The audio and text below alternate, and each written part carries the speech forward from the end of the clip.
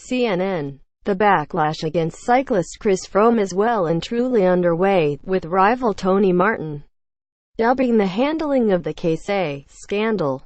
Quote, Martin, a four-time time trial world champion and one of the most respected riders in the professional peloton, says he's totally angry and that a double standard is being applied to Froome.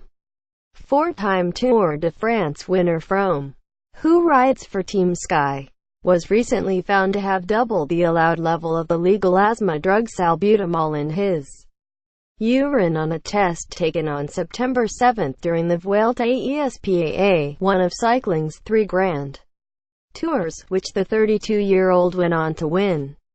The sport's governing body, the Union Cycliste Internationale (UCI), said the British rider was informed of an adverse analytical finding (AAF) on September 20 and that an analysis of the B sample had confirmed the results of the rider's A sample. Other athletes are suspended immediately after a positive test, wrote Martin in a Facebook post. He and his team are given time by the UCI to explain it all.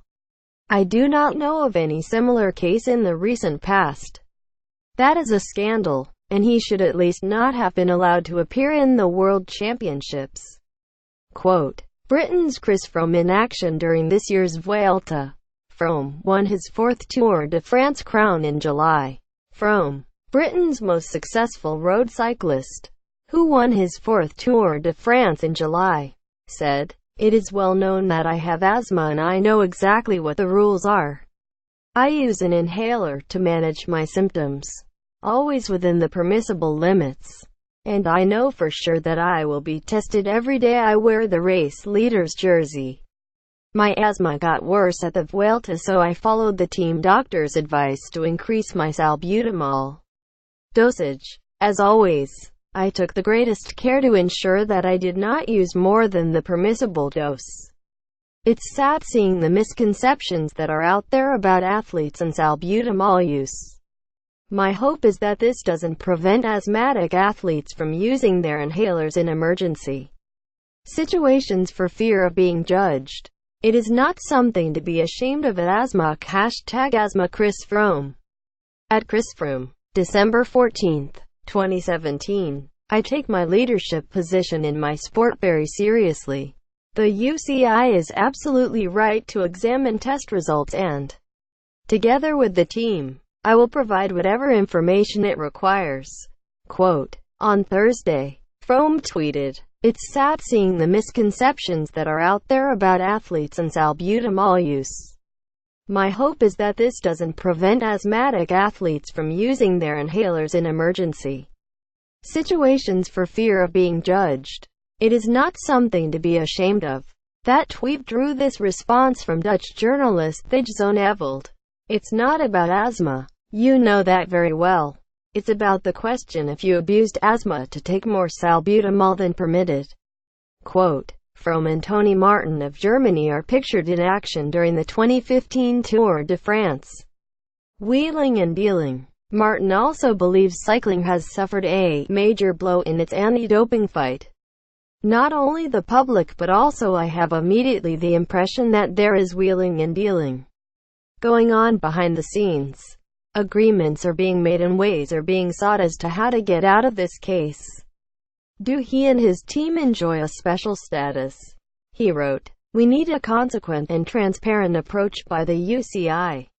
What is going on here is inconsequent, not transparent, unprofessional and unfair. Quote, both the UCI and Team Sky did not immediately respond to CNN's request for comment regarding Martin's comments. The UCI has previously said Froome was not suspended, but wanted more details from Team Sky and was investigating the case under the organization's anti-doping rules.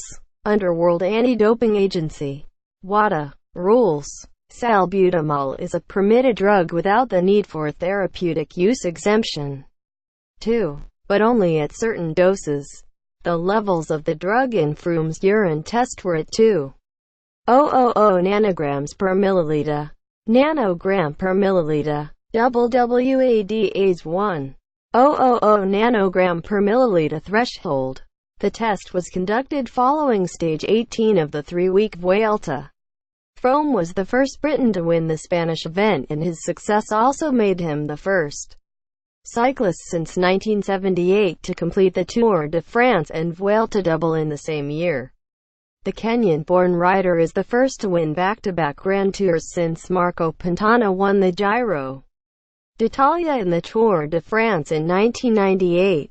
Dr. John Dickinson, head of the respiratory clinic at the University of Kent, has said athletes are more susceptible to asthma than the general population. During tests on Team Sky cyclists, he found that a third of the team had the condition.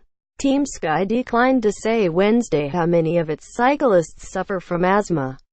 Dr. Dickinson told CNN World Sport's Amanda Davies that while inhaled doses of salbutamol did not boost endurance performance, taking the medication orally could improve sprinting power performance. Just watched first British cyclist wins Tour de France replay. More videos. Must watch first British cyclist wins Tour de France 03-19. Dr. Dickinson also said it was possible for Froome to argue his case successfully with this particular drug, and also with the case of Chris. There are a few circumstances that might have brought about why his urine sample has come back above the threshold. He said, "WADA say that an athlete can take up to 8 puffs in a 12-hour period and up to 16 puffs in a 24-hour period. We've shown data that demonstrates that if you're dehydrated, the concentration level can go above the threshold level, and also if your metabolism is fast, that can also increase the level." There might be a few pieces of evidence that Chris can put together which may explain why his level is above the WADA limit, or he's acted within the rules. Quote,